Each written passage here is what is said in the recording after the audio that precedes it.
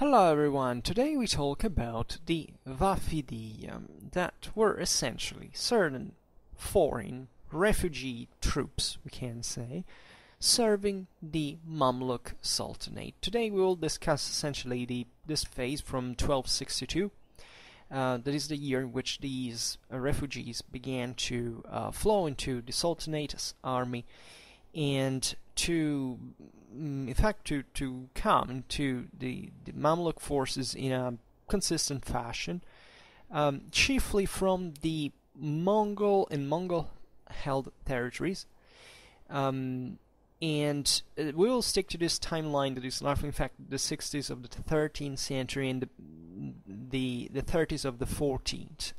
This is more of a kind of a Mamluk Ilkhanate relation video than actually strictly Mamluk history, because as you know, the Ilkhanate Persianate was this major regional threat to the Mamluk Sultanate that instead encompassed Egypt and Palestine, Syria, and in fact at one point had managed to even to stem the Mongol expansion towards Egypt, right?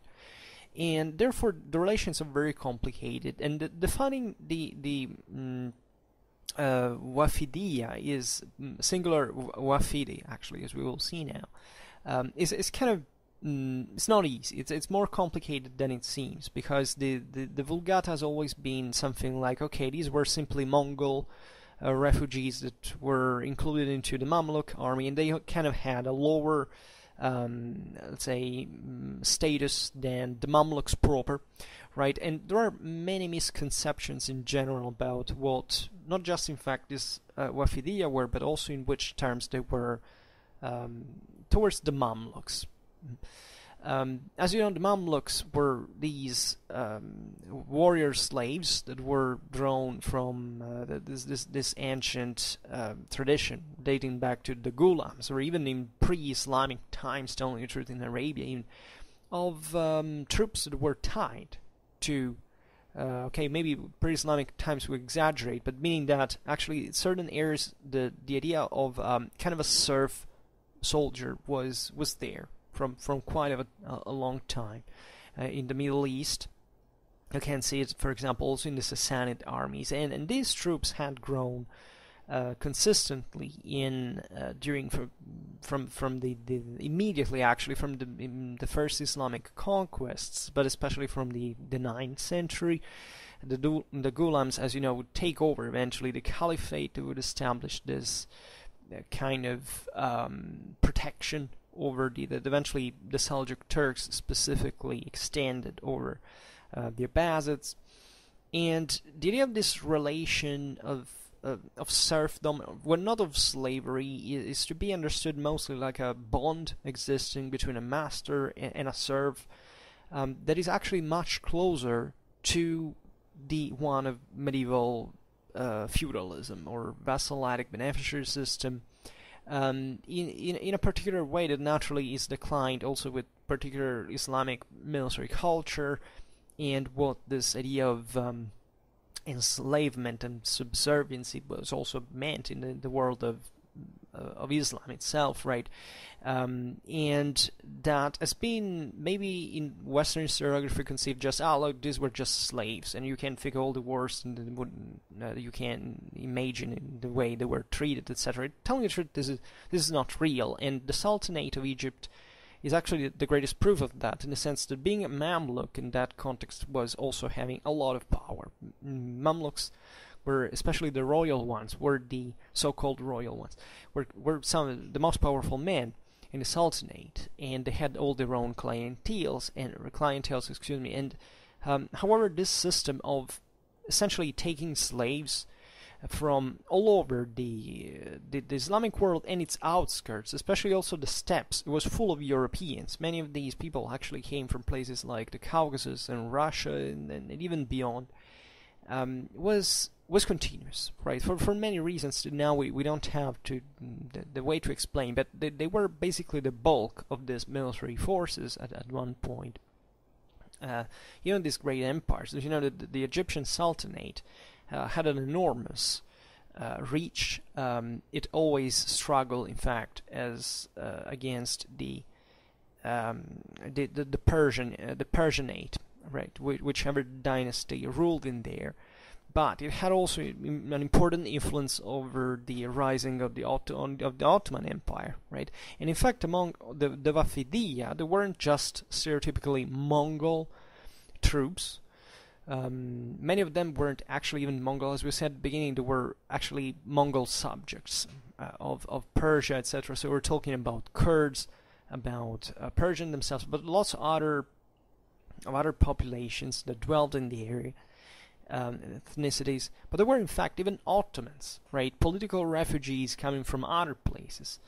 There were actually even Franks, right? Even Crusaders. There were former Ayyubid military that, as you know, the Mamluks took over Ayyubid Egypt, and therefore were formerly enemies and scattered around this Mamluk, at the outskirts of the Mamluk domination, but that eventually were reintegrated. So what actually strikes you when studying Mamluk Sultanate and its armed forces is how, from how far they took actually these people, and we shouldn't confuse this as a sort of like domination marked by slavery, like that everybody was a slave. No, it wasn't like that. It was a very complex political and military and social clientele, right, around which gravitated the entire Sultanate structure, right? And this was done also for there was a progressive, for example, gentrification of these peoples. The slaves came, in fact, we've seen from areas that were also kind of depressed, far in the north, in the mountains, in the steppes. But they came eventually to be settled down for their services, and that was a problem because they became the local nobility, and therefore they could create problem to the establishment, and therefore the establishment took new slaves, and they came and so on. So this topic is actually huge. It's literally immense, extremely complicated. I don't know Arab, I don't know Turkish, I don't know the sources of these studies, but I know that the problem is really big. And when we talk about the Wafidiyya, in fact, we have to think more of a general status of a refugee, but not only. Also someone who was actually in contact with the Sultanate and wanted to, especially in frontier areas, to kind of wink at them, to try to loosen the subserviency to local rulers, and even sometimes migrating directly into the Sultanate's lands to be settled sometimes along the same frontier, as some didn't even move, as we've just said. Sometimes these peoples were actually rulers of same centers, as we will see now, that were also quite difficult to reach from, in this case, from the Ilkhanate. We will focus mostly on this kind of Syrian Mesopotamian frontier, right, and the mountains of Kurdistan were objectively the same.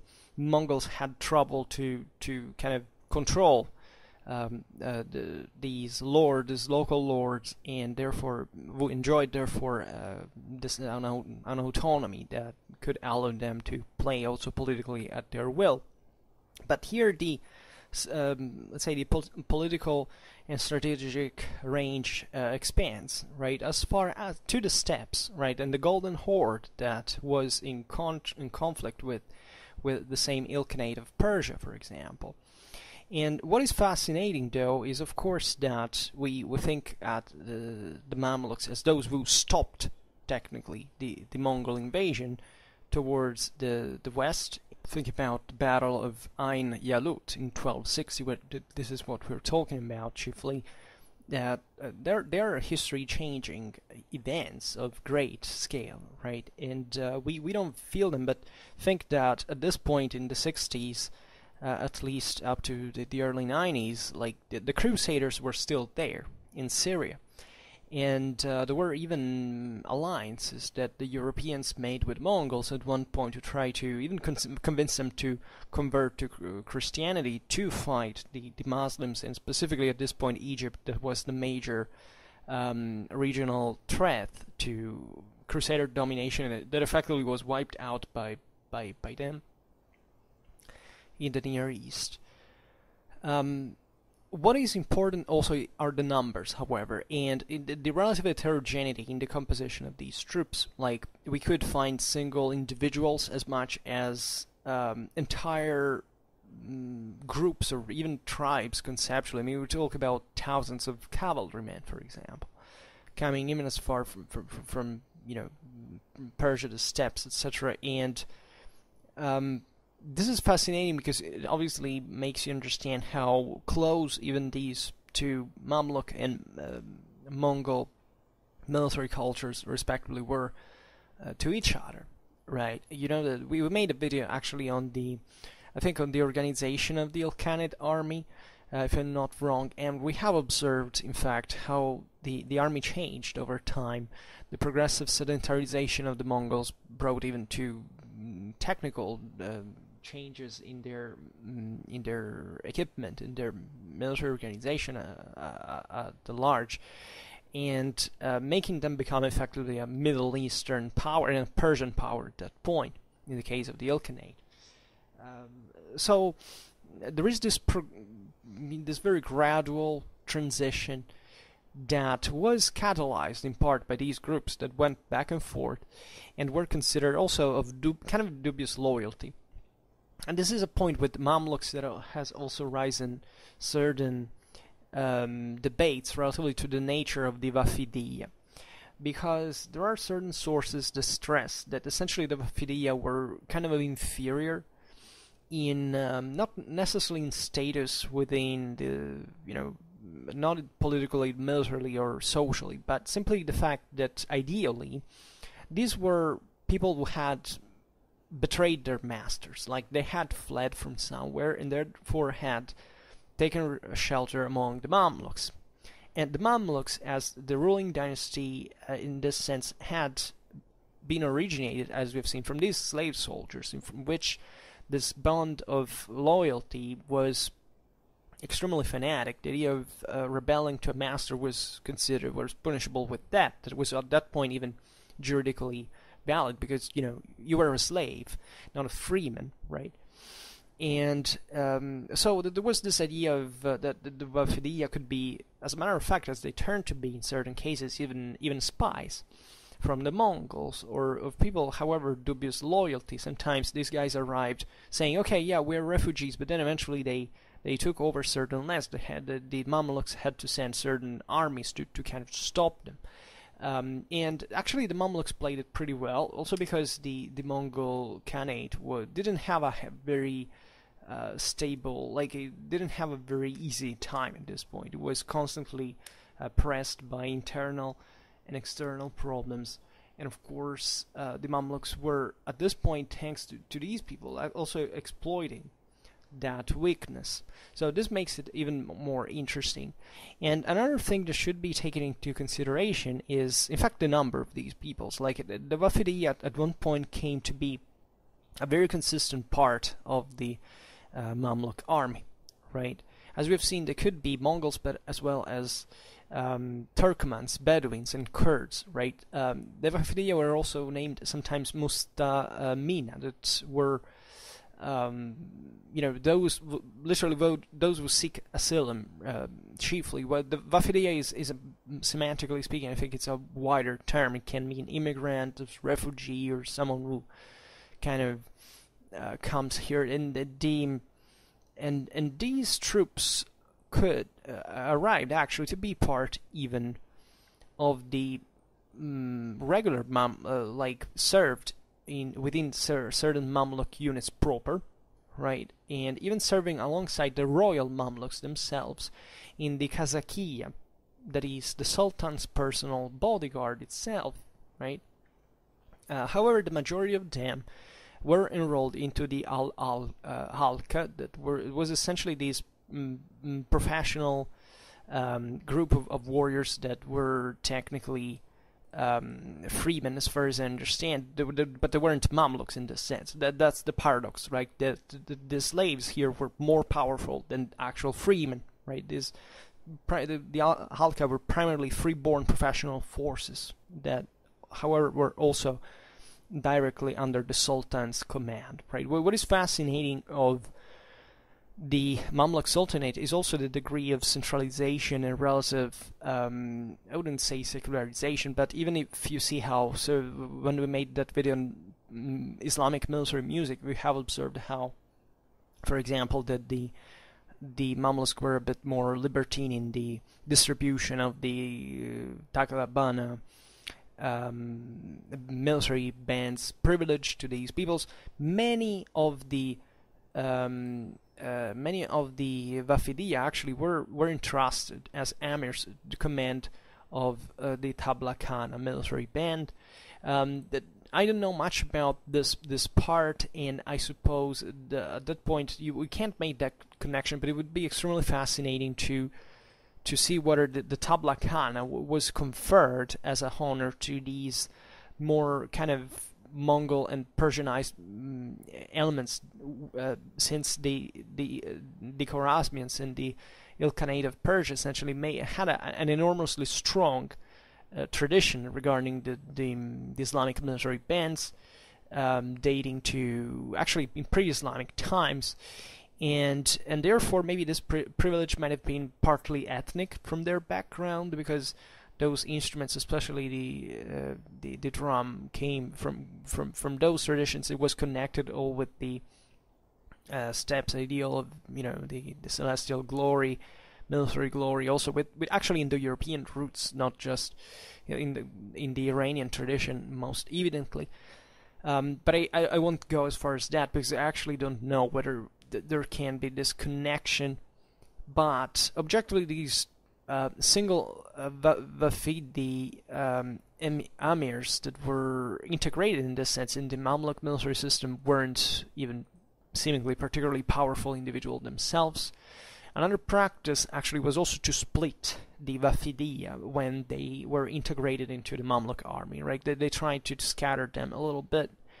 This was important, obviously, because like the troops in this sense were foreign, and they had mixed probably loyalties, as you understand. So the Mamluks were clever in the sense to detach, to dilute them in different units, while naturally their leaders were kind of more political people they were given important ranks even in the military career, the military hierarchy of the Sultanate's army, but they also were kind of regularized in that sense. They didn't take over as such.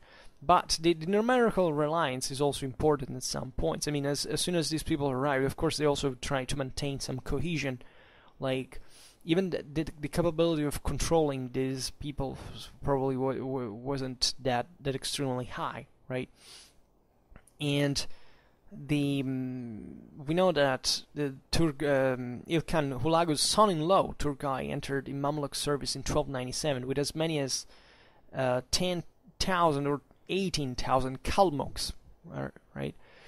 But it seems that in fact the main problem with these were at in diluting them was at the beginning. Like, mass immigration is typical of these first years in the second half of the 13th century, and later on we will not see that specifically, but higher ranks were sometimes assigned to the Wafidiyya chieftains themselves, proving them, okay, if you're a single foreign lord that came to serve me without also so many people among your following, I can even give you a higher rank because you're not that dangerous at that point. But at the beginning, consistent numbers of these troops were part of the Mamluk army,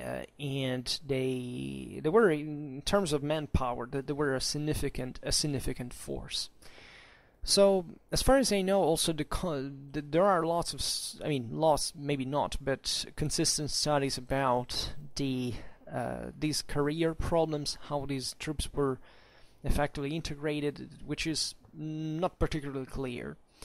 So and the thing is very complicated. I'm not much. I don't care much about the status here. This video is not specifically about the status of the Wafidiyya, but we're showing you how this transition happened, how these people thought of themselves, claimed themselves to be Wafidiyya, how they interacted with the Mamluk Sultanate, and from where, and in which context, of course, so that we can observe it now.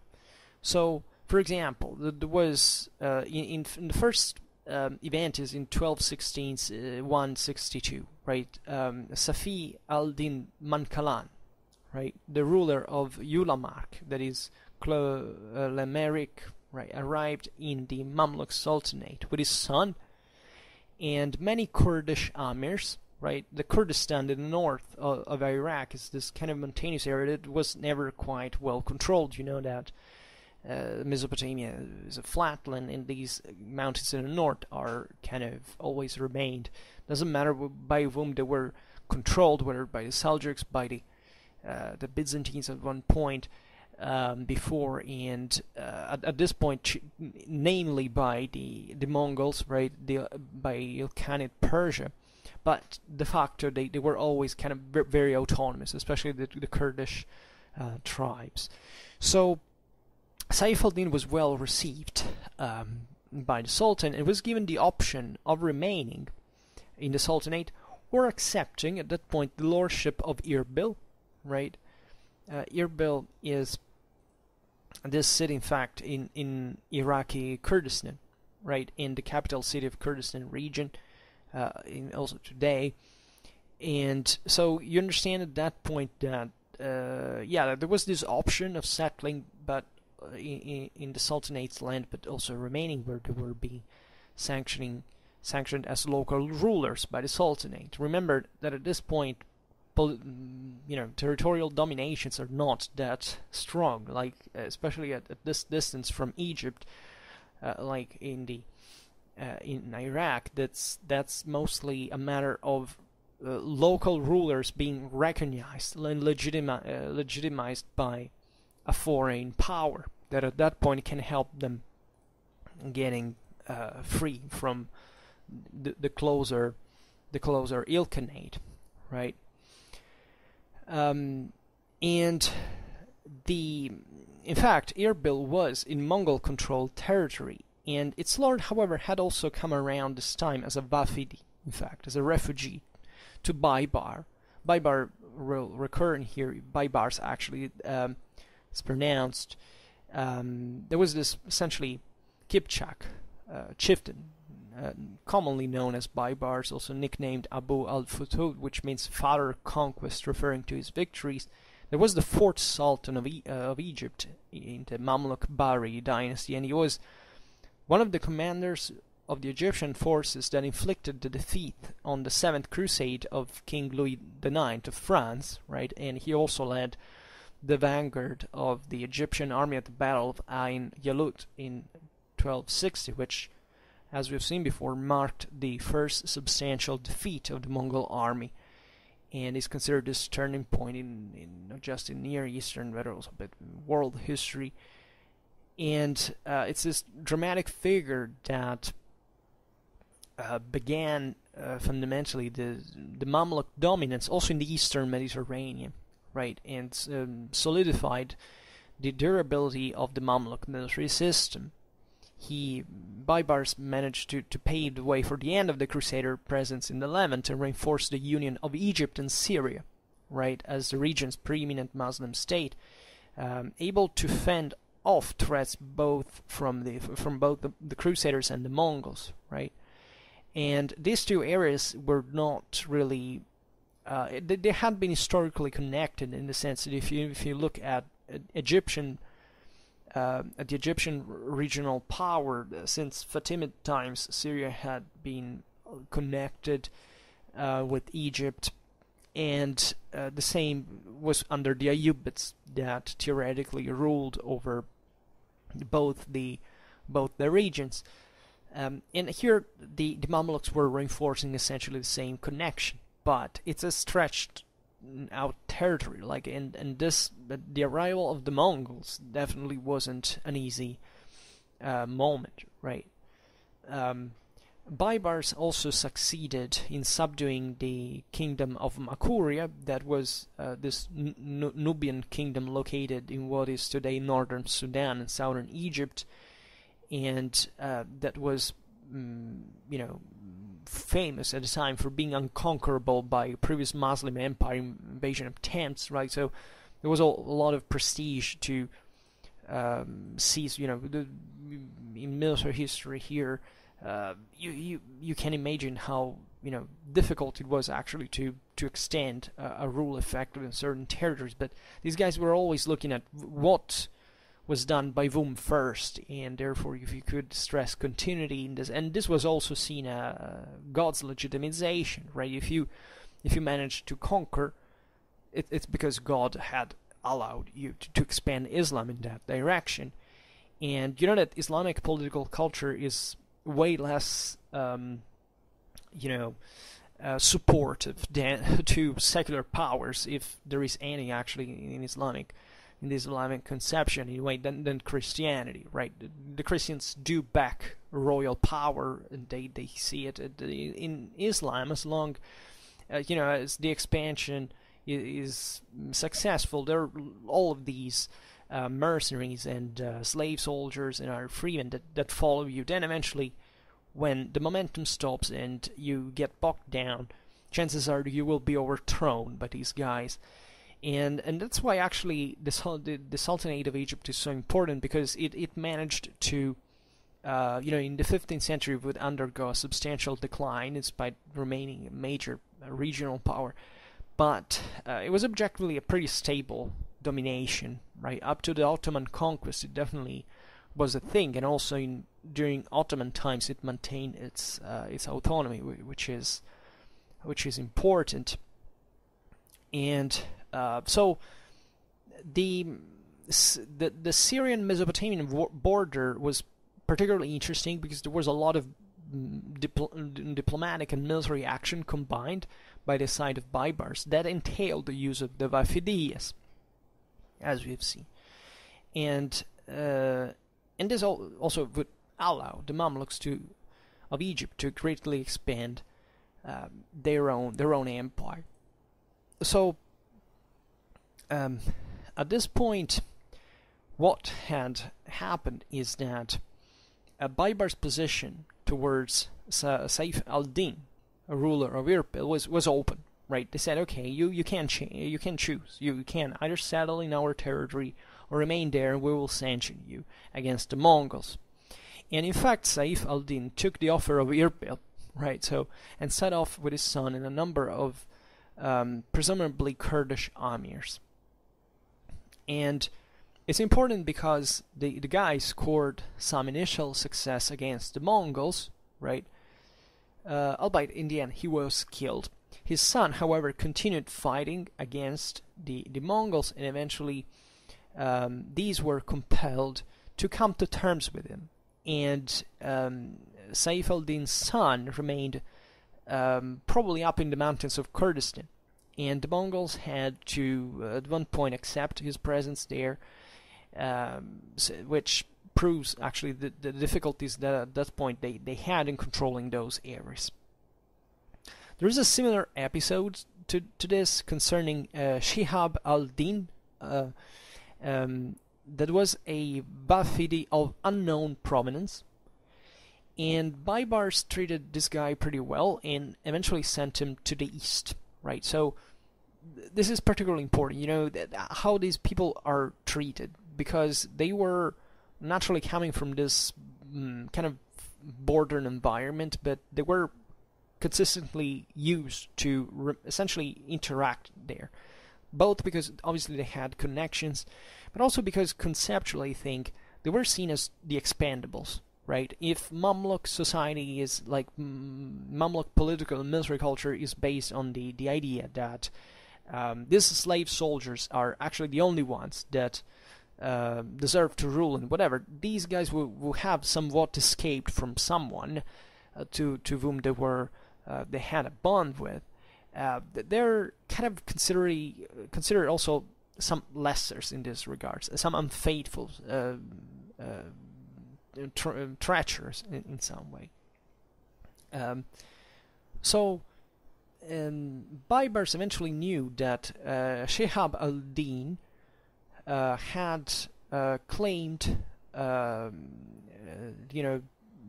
to have gained control over the Jazira. Now, the Jazira in Arab is basically the swamps, like this territory, the Tigris and Euphrates valleys that corresponds fundamentally to Mesopotamia. So what this means, we don't know. This guy obviously was boasting to have conquered certain territories in the area, and he was saying that his subjects had sworn fealty to the Mamluk Sultan itself, and actually nothing else was heard from him, which means that in reality he was taken out by the Mongols in Mesopotamia. And even if he failed, Bybars had much to gain from these expeditions. At no great cost and risk to himself, the Sultan could cause trouble to the Mongols. Right? This is the important part. It was a hot frontier, a contested frontier, and the Mongols had already important problems on their own. From Persia, they had several major threats all around, right? The Mamluks were fairly better placed, let's say. So this soft underbelly of the Mongol domination from especially Mesopotamia was particularly evident, as it was a open territory, right? One thing is venturing in the Iranian plateau, which we have seen many times in Schwerpunkt being a dramatically complicated thing. One thing is attacking Mesopotamia. It was also fertile. A lot of this warfare was carried out, as always, as raiding and looting. So Mesopotamia was one of the most advanced countries out there, even after the objected decline. It seems to have happened regionally at that point. Especially the Mongols had contributed to that as well by destroying Baghdad and causing much of damage the first days of the invasions. But now, as we were saying before, that they were taking root in Persia, though. Right? So obviously, it's also historically speaking, we have to think there were many other expeditions like these carried out by the Wafidiyya in the name of the Sultanate of Egypt. And it seems that for a time Bybars adopted a strategy of dispatching small expeditions over the Euphrates, led by figures from that region who had fled the Mongols, right? And this strategy might have its origins in a perceived weakness of the Mongols in the area east of the Euphrates River. And generally speaking, these strategic activities are the indicator and kind of the a way to confirm historically this fact. And as we have seen before, the bulk of the Mamluk military were these formerly Ayyubid principalities that had provided the basis of the Mamluk army, right? And yet you find in this other direction a substantially continuous stream of horsemen from Mongol-controlled territory. So as we've defined them, these were the Wafidiyya pro excellence, right? Those who objectively came en masse from areas that were actually even very scattered, were far away, right? And by Mongol-controlled territory, we don't mean just the Ilkhanate, even the Golden Horde, as we will see. And so, in fact, we could make this division. There were actual Mongol tribesmen and indigenous Muslim military elements among the Wafidiyya, including Mamluks themselves, which had escaped Mongol control. So the Mamluks, as we were seeing before, is a generic term. It's not just pertaining to to Egypt, right? There were Mamluks kind of everywhere at that point, especially in those areas, and because they were technically areas from which many of these slaves came from, right? And again, when we talk about slaves, it's mostly the bond that they had. They eventually established with their masters. Many of them were actually freemen who would join that contract, like they would, because it was more advantageous than living even as a freeman, right? So what is interesting of the Wafidiyya troops in this sense is they were actually some of the finest cavalrymen into the Mamluk Sultanate. And a great advantage for the Mamluks was also the fact that they didn't have to train them, right? Of course, they had to maintain them when they entered, if they actually entered into, they were settled into Mamluk soil. But just think about all the pre-existing training and education that they had received, right? And that the Mamluk state didn't have to pay for. So you had this professional drilled warriors that simply came into your territories and that you just could dispose of. So they were actually mercenaries. There's not much of a difference, telling the truth. But many of them, you know, in the measure in which were fleeing sometimes by principalities, right? We don't have to think necessarily of these. These troops always more or less had you know, they had a referential guide. This is typical if you look at even into Western mercenaries, and like there is always kind of a constable or someone who, well, here in a dramatically fragmented Islamic world, from a political point of view, you find that it's plenty of former lords that naturally have all their political and military competence as essentially knights, right? That there are professionals of war and know that what they do, they have their clienteles, they have their political interests, and actually they also played kind of from both sides, right? That they are essentially testing which option is going to be more profitable, and many of them, as we've seen before, prefer to remain a bit in the between, right? So that they could eventually, you know, go back and forth in case of necessity. And the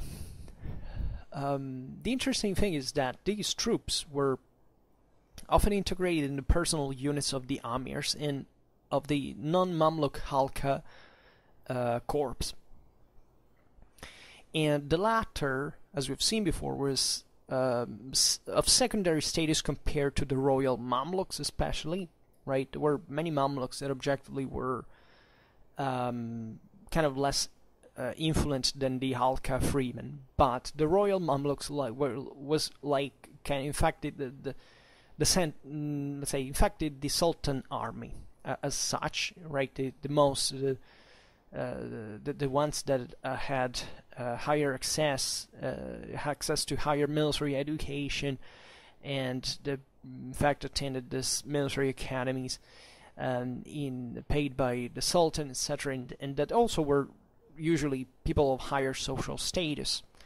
In fact, these Wafidiyya very often were, as we have just seen, even aristocrats and people of great prestige and status.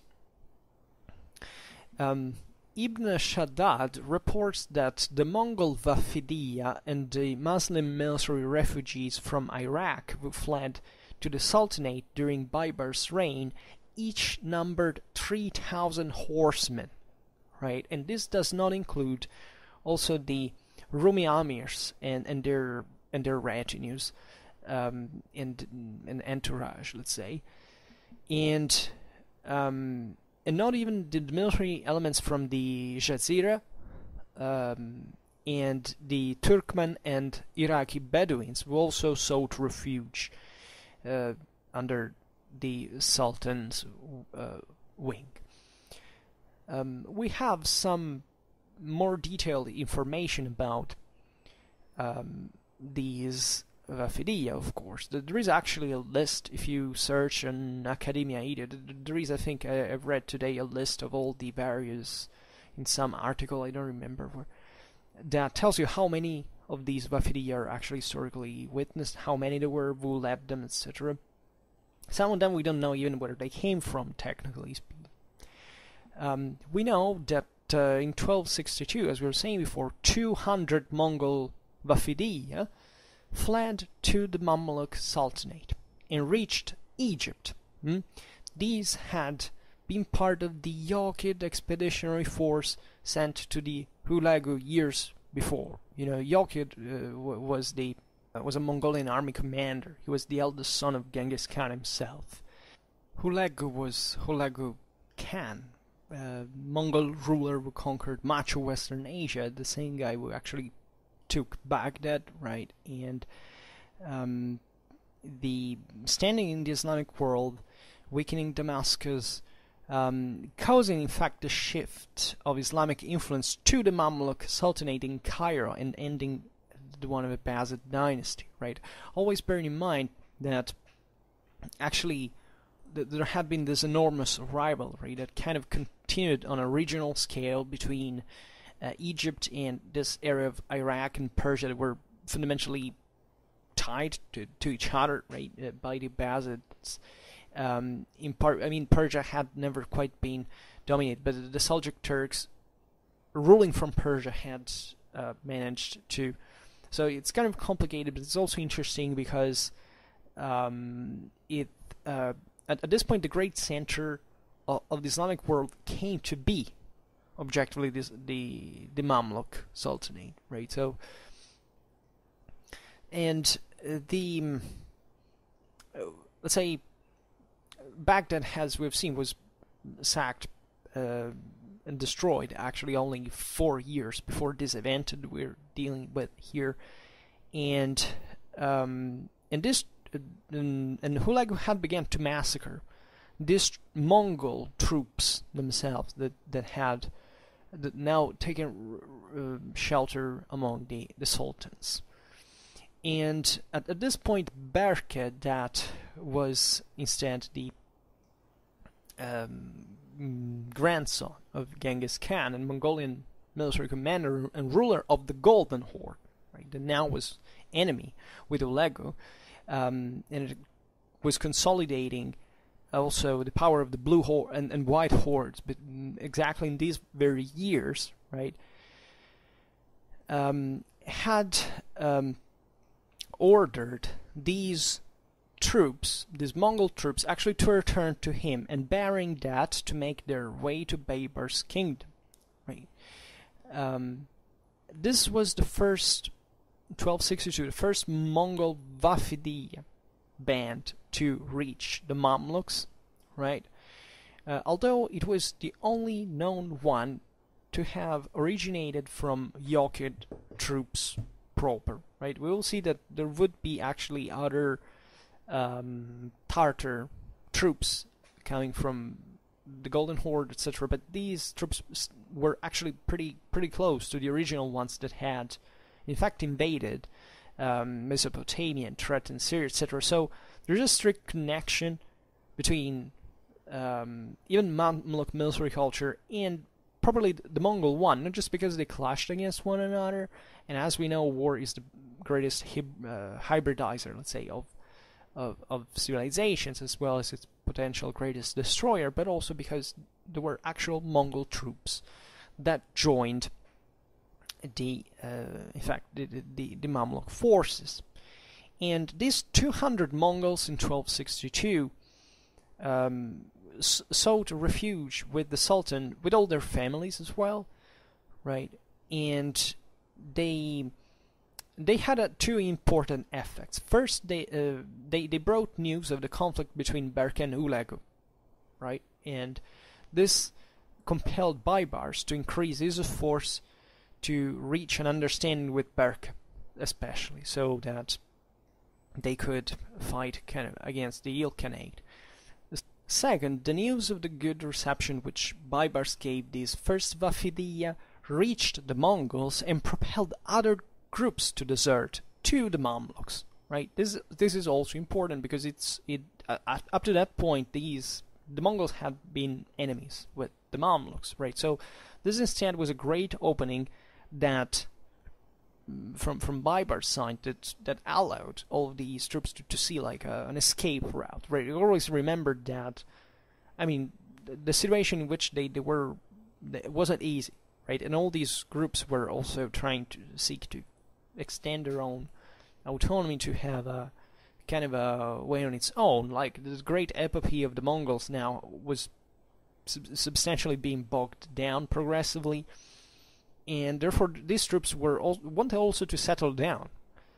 They arrived from the steppe not just to remain nomads. They wanted, of course, to at one point to share the benefits of sedentarization. Let's put it in this way. In fact, settling down with all their families. And this is interesting. In fact, the next year, 1263, the next Wafidiyya group arrived to the Mamluk Sultanate, and these numbered over 1,300 horsemen, presumably accompanied by their families as well. The main source for this event is Ibn Abd al-Zahir, who states that this group was composed of Mongols and Bahaduris, literally in Arab, Min al-Mughul Bahaduriyya, right? So this is very, very interesting, because the use of Mughul instead of the general found Tatar would seem to indicate that these were actually true Mongols, right, and not Turks or other soldiers who served the Mongols, right? They were actually alongside, as we said before, the professional bulk of the Mongol army, lots of other peoples that were coming from all over Asia, alongside the Mongols in here. So these were properly Mongols, quite like. While Bahaduriyya appears to be an Arabicized plural of the Mongol word for brave warrior or hero, which would be Batur. And more specifically, this term was technically used for designating the elite shock troops of the Mongol Imperial Guard.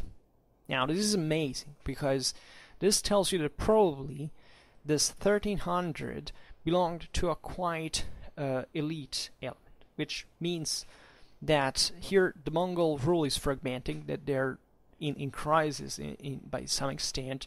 Some of them defect to the Mamluks, and these are the very, very elite, possibly, of the Mongol army. So you can imagine even what this meeting with the Mongol, the Central Asian and steppes world, and more specifically Near Eastern, Middle Eastern one. I mean, they're not terribly far away from each other, but there were still substantial differences. The Mongols, in fact, had wiped out most of the Islamic resistance they had found alongside the way at the beginning, and just the Mamluks being able to hold them. But think at those technicalities, those zootechnic knowledge, etc. That all, and the Mongols brought from the steppes of Mongolia, from China, right, about more sophisticated siege engines, this stuff. I mean, so all knowledge, all know-how that was shared, right, with the Mamluks as well, and it contributed surely to the development of the Mamluk army itself. So, whatever Bahaduriyya refers here exactly to troops of this unit remains unclear. But the combination of this term with Mughal indicates that this was a fairly elite group of refugees. And the importance of this group is seen by its leader, Geremun Aga, that according to Ibn Abd al-Zahir, quote, had conquered all of the land of the Turks. This is particularly important. Another author actually describes this guy as a two-man commander in Ulagu's army, right? So quite of a superior officer. And while another one actually states that Geremun Aga had been the Mongol commander of the Jazira proper, of Mesopotamia proper, right? And differently from the Wafidiyya of 1262, we don't actually know why these Mongols, however, deserted in this case to the Mamluks. But as we were saying before, there weren't just Mongols who were fleeing this, to the Sultanate, right? There were also indigenous Muslim military elements who had joined Mongols, either voluntarily or under coercion, right? That at one point found the chance to seek refuge in the west, towards Syria, towards Egypt. And it seems that Bybars' successes convinced them that the time of the great Mongol expansion, in fact, was over, right? The same Mamluks had proved it in 1260, so that was an important turning point, as we've seen. And therefore, among those Muslims, especially who were serving the Mongols, Bybar wanted to show that there was an option. There was still a Muslim regime out there. There was non-Mongol, by the way, and that could accept them once again. They could reincorporate them as a valid alternative. There were other important individuals who were joining at this point, retinues, entourages. We've seen before the Lord of Erbil, right? And, for example, in 1262, always a group of Mamluks of the late Caliph Al-Mustazim arrived in the Sultanate. Now, this is very interesting because they were led by... so this belonged to the ancient caliphal power, and therefore there were those who had been wiped out by the Mongols themselves, and they were led by Shahab Aldin Salar, who was first given a commission in Syria, and then made an amir of 14 here, if I'm not wrong, it's the dinar, corresponding to the amount of rent of the land they were given.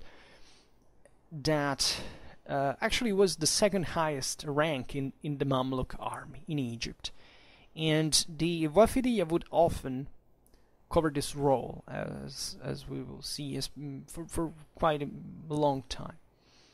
And as a result of the good treatment he received by the Mamluks, Shahab Aldin Salar wrote to his troops that had remained in Iraq, right, and also the Kafaya Bedouins there that at this point were learning of the possibility to join the Mamluks as well. In 1264, a group of soldiers arrived to the Mamluks from Shiraz, which is a city in southwestern Iran, right, as far as that, so across Iraq, far to the Iranian plateau. And these troops were accompanied by Kafaya Bedouins from Iraq, in fact, as well. And all of these troops were well received by Bybars, and the Shirazis were integrated into the army, while the Kafaya Arabs were sent back to their country. At the end of 1264, the unnamed Mongol Shah Hanna in Takrit arrived in the Sultanate, right? So here the Mongols are really losing, a lot of pieces here from the southwestern side. A lot of actual Mongols and non-Mongols that are deciding to flee the Ilkhanate to seek refuge among the Mamluks. Perhaps the most prominent of the non-Mongol Wafidiyya was Jalal al-Din Yashkar, though, the son of the Mujahid al-Din Aibeg, that the Caliph al-Mustazim's lesser Davadar, that was a civilian title invented by the Seljuks back in the day, that was literally the bearer of keeper of the royal inkwell, right? Under the Abbasids, the emblem of the office of the Wazir was an inkwell, right? It was an important, in fact, a very prestigious office. And the Caliph had been killed by Hulagu in 1258. Jalal Aldin, however, had survived his father and had definitely earned the trust of the Mongols in their administration. Hulagu also ordered him to Baghdad so that he could gather the many former soldiers of the Abbasid Caliph that had been scattered, hiding throughout Iraq, right? So this was a man the Mongols trusted to re-establish local functional military organization in Iraq, and the objective was naturally to make these troops participating in the struggle with Berke against the Golden Horde in the north. And these troops were of Kipchak origin, of Kuman origin, and therefore they would be particularly useful in this war, right? On the other hand, Ibn Abd al-Zir states that Hulagu's aim was that Jalal al-Din gather these troops in the name of the war against Berke, so that they could be exterminated. And according to the former source, Jalal al-Din betrayed his trust by fleeing, while the latter writer states that he understood what Hulagu's true intentions were. So he decided to desert with these soldiers. Always remember here the bond, right? The fact that this guy had kind of betrayed his word with another chief, but still seeming, part of the Wafidiyya business to be some kind of a lesser loyalty, morally speaking, compared to the Mamluks specifically. And these troops were assassinated by the Kaifa Bedouin of Iraq as well. And when these troops began to arrive, the commanded by Jalal al-Din, right? Bybars was in the Cairo. This was at the end of summer of 1264.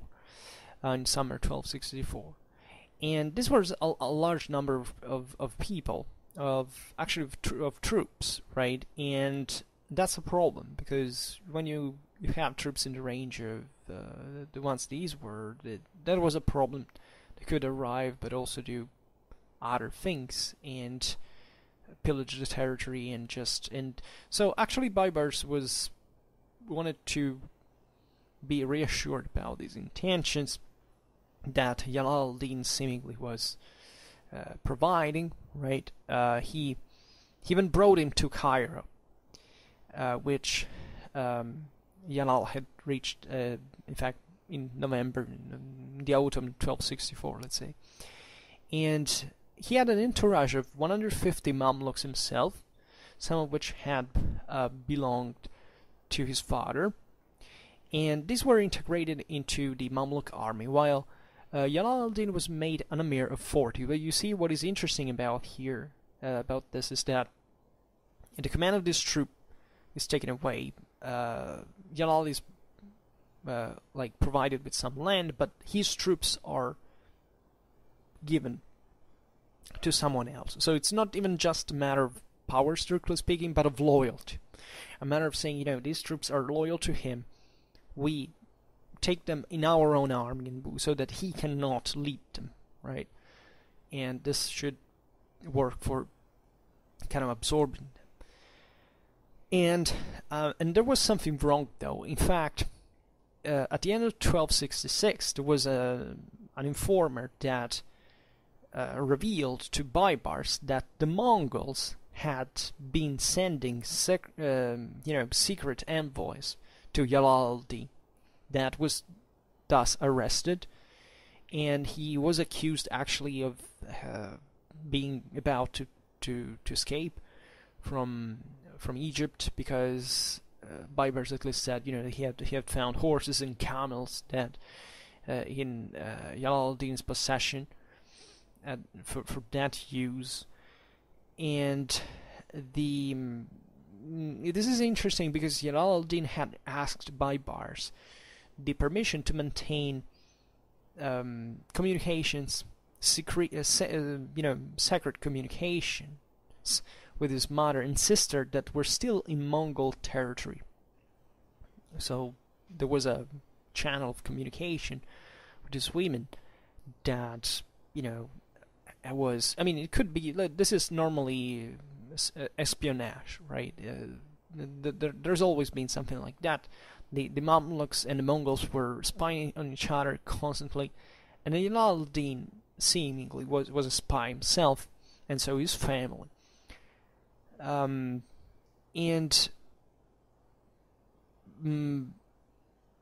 we don't actually know what Jalal al-Din's fate was. Probably he was killed, actually, and we also don't know essentially why he did what he did at that point, whether it's even true that he surely maintained contact with the Mongols himself, but maybe he wasn't that. We don't know, actually. We don't know what his true intentions at that point was. And this is kind of even more significant, considering that he had been provided this title of being Amir of the 40, which was quite prestigious, so he could even rise higher up in this Mamluk career at that point. And this also proves, by the way, that the leaders, these individuals especially, were considered as of the Wafidiyya, as quite high status, that they weren't discriminated. There is this voice that they were essentially discriminated against because they weren't Mamluks, but it's a bit excessive. We can't definitely avoid to think that, as we were saying before, there was this courtly ideal that Mamluks were more faithful, but at the same time there is no proof that the Wafidiyya were less,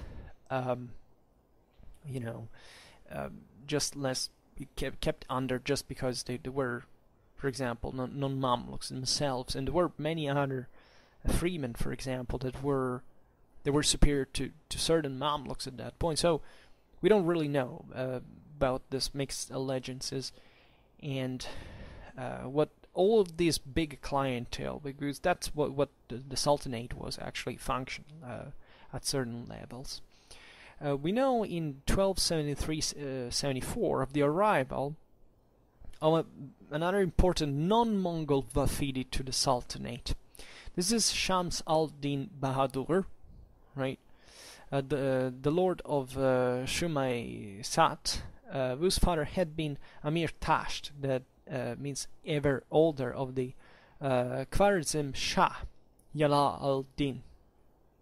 So here another dimension, the Khwarezmian Empire that had been destroyed by the Mongols, and that was regarded as very strong and militarized lands, with the same heartland of this chivalric code of knighthood and commitment to this clientelary ties, etc. And the Mongols at this point suspected that Bahadur was in contact with Bybars, and this was true, and as a consequence they arrested him. However, Bahadur managed to flee the Mongols, and previously more than 1,000 of his Mamluks and soldiers had fled to the Mamluk Sultan, who had received them well, right? It was quite a prestigious entourage to integrate, and Bahadur eventually made his way himself to Bybars, who rewarded him with the Iqta'at in Egypt, right? The Iqta is this, sometimes improperly depicted like a sort of feudal system. Like it was similar, there was the grant of land that naturally was also conceived in function of military service in exchange, and it was prominently used in the Mamluk Empire. And eventually Bahadur was made an Amir of 20, and later also an Amir of 40. Right, so he rose fast as well in the Mamluk career. Bybars remained in contact with many groups living in Iraq, especially. We have seen primarily this Kafaya Bedouin tribe. There was this shared Muslim solidarity against the infidels, right? The Mongols at this time weren't converted to Islam yet, at least some, but most of them. And the Bedouins were not very fond of central authority. In this case, their governors were the Ilkhans, and therefore, siding with Bybars in this sense was a good way to, get support from the external. And the Iraqi Bedouins were important because they had backed certain caliphal pretenders before. They had already, in this sense, interacted as a sort of medium between Baghdad and Syria because of the internal schemes and plots in this late, say, terminal caliphal period. In 1261-62, Bybars had warmly received the sheikhs of the Kafaya and the Abada tribes, who were located in regions around Hit, Al-Anbar, Al-Hila, and Al-Kufa. And Bybars commanded these Bedouin tribes to keep an eye on the Mongols for him in the area, and there were, however, problems of trust as well, because not all the Kafaya were actually siding with Bybars. In the same 1262, there were tribesmen from the Kafaya and the Gazia groups that raided Wadi al-Rabi'a in between Homs and Kara in Syria, and also seizing, attacking caravans, etc. So obviously the Bedouins did always what they had been able to do best, and we know that at least some of them were captured and hanged by Ashraf Musa of Homs, right? And in among the Muslims, death by hanging is quite a thing, at least as I know that there's this idea that if you die by hanging, your soul cannot reach heaven, remains trapped in the body. It's almost as bad, I think, as being trapped and being buried in pig's skin. And as you know, is quite infamous thing, was done even by non-Muslims to as a because that way the soul could not go to heaven. And Bybars was at Gaza the following year, and he wrote himself to the Kafaya, as well, however, to other Iranians, telling the truth, the Lord of Shiraz, the chiefs of the Lur, and that were in fact an Iranian mountain people. These were all populations that they were formerly under the Ilkhanid rule themselves, but as you know, the Iranian plateau, as we were saying before, is not very controllable. The mountains can be very tough areas, and the area is huge, right? So it was kind of easy to play on the dissatisfaction with these people by the Mongol domination. And they were in fact called to mobilize, to rise against the Mongols. And this is interesting because in the letter, Bybars describes the defeat of Ulego's army by Berke's forces. So this proves also the connections here, that the communications he had with the Golden Horde himself. And there was probably some... We are not very well documented about what happened later. We think that some of these Iranian peoples rose against the Mongols, perhaps aided by other groups of Iraqi Bedouins, so that the Mamluks could benefit as a result. Later in 1262, a group of Kafaya chiefs came to Bybars themselves, and he welcomed them warmly and sent back with this cause of honor, the Kubara, right? So recognizing their also legitimizing their rule among their peers, and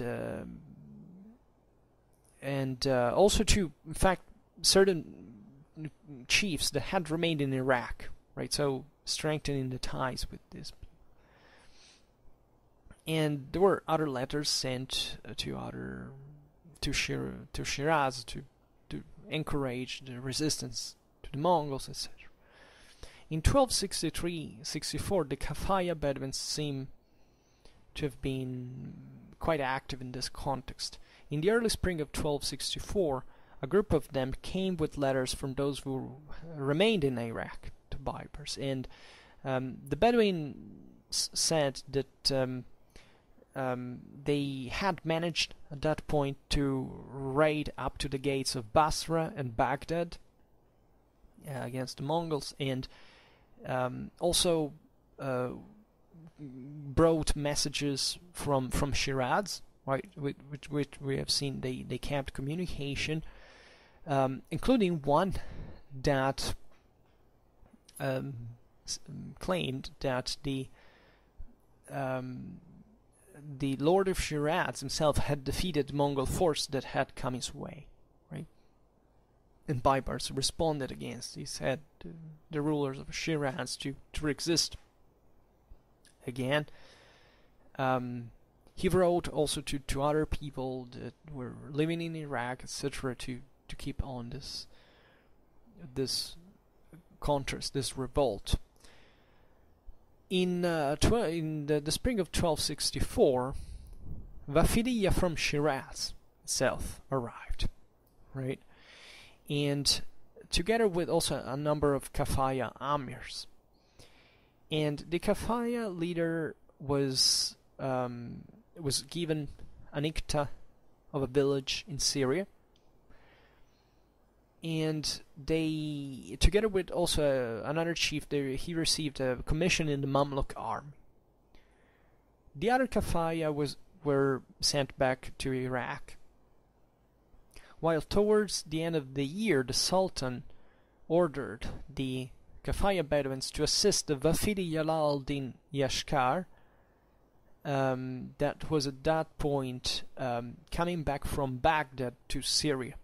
Right, so you see how many connections here, and how much also integration from the other side. Right, these people who sometimes were just communicating, they also took the chance to remain after their legation, their diplomatic mission in Syria. At that point, to be given land, to be settled there. Naturally, with a military character, you don't have to think here. Syria was a militarized area at this point, like it was on the border out there. So, and these guys were the same that, as we've seen before, were raiding those borders in part, right? So they knew how to cope even with this other peers of theirs that didn't side with Mamluks. And you see in the sense how the Wafidiyya were all very, very different from each other. It depends where they came from. You can't talk just about Mongols specifically. We don't know specifically what happened to Shiraz, right? We know that there were alternate problems there, but we don't know whether they were actually subjugated by the Mongols eventually. They remained kind of autonomous, but you have to think that there was always a component of autonomy, that these territories couldn't be ruled if there was no local support of some sort. This is typical the medieval political fragmentation. At one point, however, that the Mongols really achieved a victory for which there were some Shirazi Wafidiyya to arrive in Rajab in 1264 as well. So something was going on, and they were suffering loss and taking losses, being punished by the Mongols and fleeing to the Mamluks. During Abaga's reign, there was the next Ilkhan between 1265 and 1282. There were other Mongol clandestine activities uncovered, right? In 1266, Bybars learned that Shahab Aldin Yashkar, the son of the lesser Davdar in pre-Mongol Baghdad, who had come over as Wafidiyya only 2 years before, was in secret communication with his former masters via Kusads that were essentially spies. And at Albira, one of these spies was brought to Bybars, forced to confess, and hanged. Right? So these were spies operating naturally on Mamluk territory as well. In 1274-75, the Mamluk Sultan learned that a group of amirs, mostly Mongol Wafidiyya, who had sought refuge in the Sultanate some time before, were in correspondence with the Mongols, right? And also in here, the way they were discovered were some code correspondence, right? A Bedouin coded, by the way. And even the governor of Gaza, Mamluk Gaza, coded 3 men. One of them was a Bedouin, himself carrying letters to the Mongols from those amirs, right? And these amirs were coded. They admitted their guilt, and they even admit that they explained that they did that because they felt that the Sultan had not considered his interests, right? And they were executed. There are other elements, for example, from Kurdistan that arrived and that had participated also into massacres of Mongols in certain situations, that arrived in Egypt in 1276. So you can imagine, by the way, the instability from the other side. I mean, we're kind of lucky to have this Mamluk sources telling the truth, because at that point we don't think that we know so much what was going on in Ilkhanate Persia, right? So do we have actual evidence of all of these, how this troop interact, like what was the strictly military influence in here of the Mongols on the Mamluks? Well, this is very difficult to say.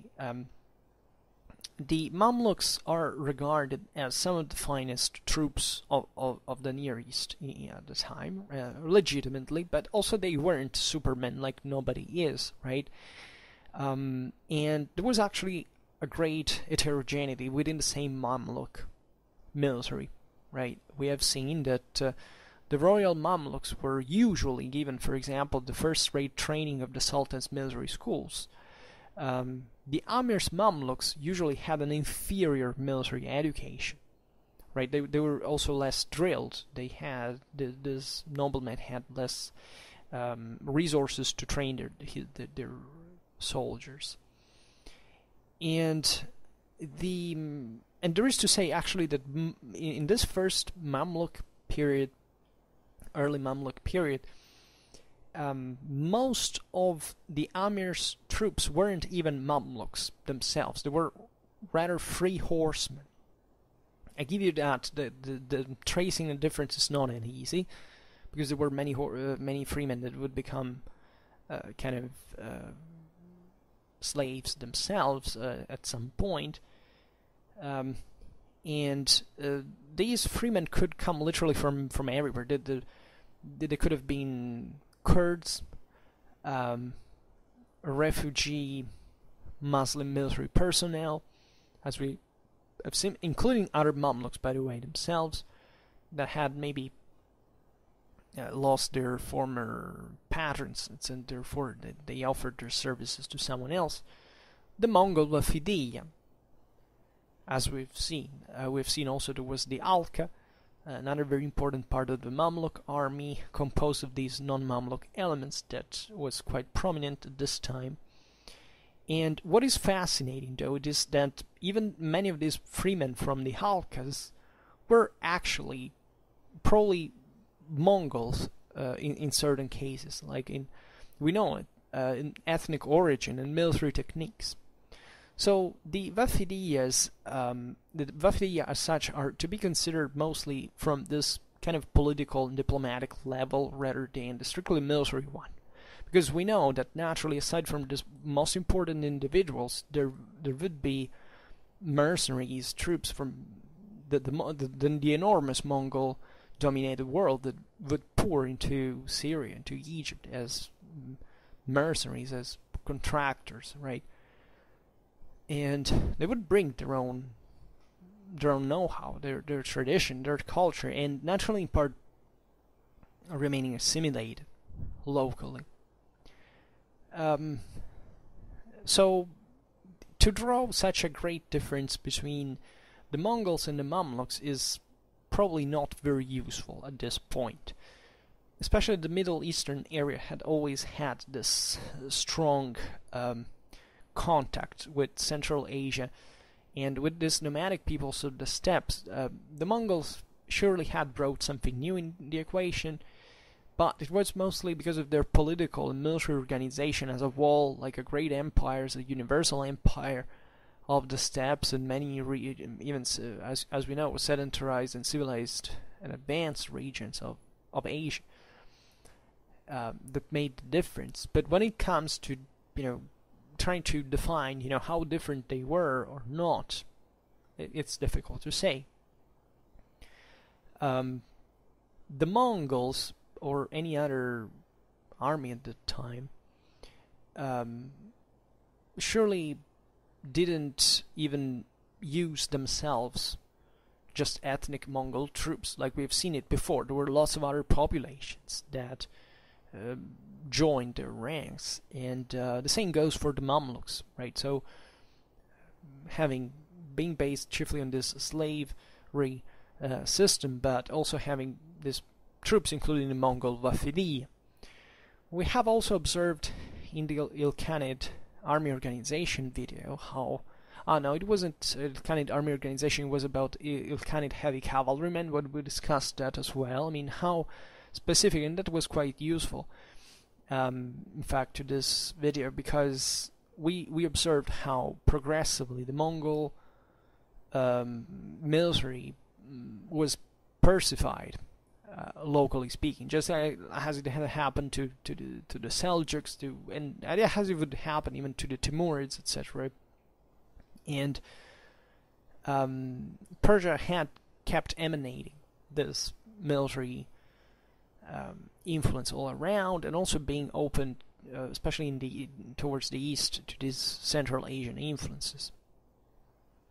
So the non-banal and obvious difference, though, is that probably the Mongols who settled in Persia became kind of better equipped and perhaps even better mounted than they were in the steppes. This may seem strange, but actually it's not, because obviously the people of the steppe as such was more cohesive, more competent, more effective as a military machine, but eventually when they settled down, they individually sedentarized and become richer and wealthier, etc., and they began to intermarry with the local Persian aristocracy in their local feudal military traditions, etc. So that on average definitely made, as we know, the Mongol Empire vanished. And these powers were fundamentally troubled. They underwent this progressive dilution, I don't know what to say that, with local military cultures, right? So at that point, what's the difference, right? There are obvious regional differences. A Persian cavalryman wasn't like an Egyptian cavalryman, but at the same time, there were many things in common.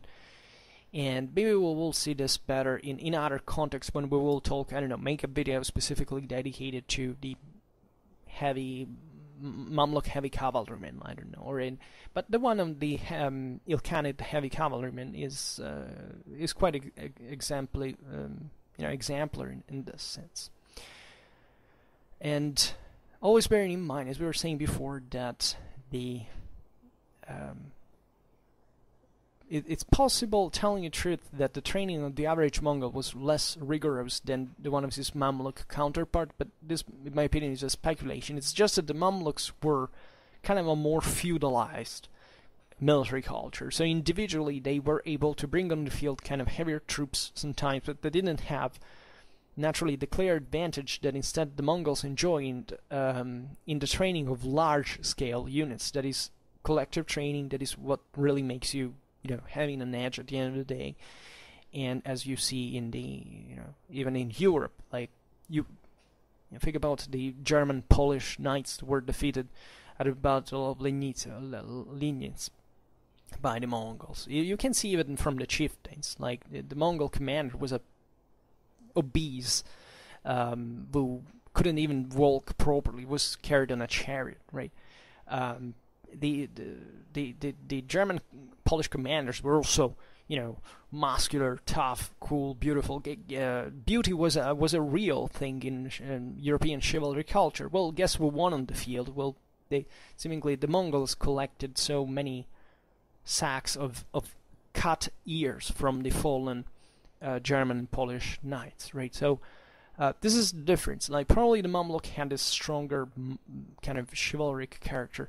The Mongol maybe not, but that just because, on average, right? Of course, they had their ultra heavy cavalry that specialized in shock charges and so on. But on average, they made use, and that's why they were contextually kind of more effective, honestly, overall, when they had all their armies combined, of this much more sophisticated interaction that definitely these other peoples in Europe, the Mediterranean, and the Near East lacked. And I don't know what to add. I would stop here and just saying that there would be actually a lot more to say about the Wafidiyya, but for now we will stop it here. Maybe we will discuss it on another occasion. And therefore I hope that you enjoyed this video. If you did, please share it, otherwise leave a like or subscribe to my channel if you're interested in my upcoming contents. And for now, I thank you heartily for listening to me. I wish you a nice time and see you next time. Bye.